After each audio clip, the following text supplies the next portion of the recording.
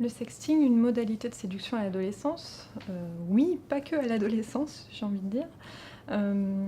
C'est une modalité, nouvelle, hein, de se séduire, de se montrer. Alors la spécificité à l'adolescence, c'est que, alors le sexting, juste pour rappeler, c'est cette, façon de, se montrer, sous, des attraits sexuels ou voilà, ça peut être une dédicace sur l'échancrure, de la poitrine, ça peut être une dédicace sur l'échancrure du sexe, ça peut être une photographie envoyée, un peu dénudée, et cetera.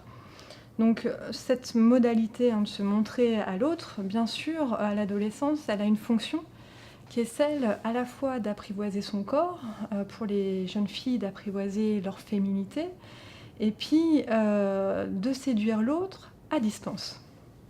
C'est-à-dire de ne pas être confrontée à l'angoisse du face-à-face, à l'angoisse de ce qu'est l'autre dans sa différence sexuelle, hein, puisque à l'adolescence on découvre l'autre sexe en ne sachant pas du tout comment ça fonctionne, hein, donc c'est très très angoissant pour eux.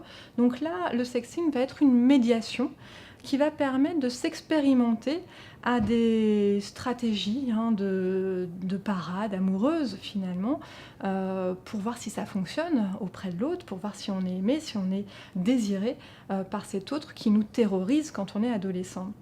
C'est un peu comme une tentative d'effleurage, hein, l'effleurage quand on va faire un striptease, etc.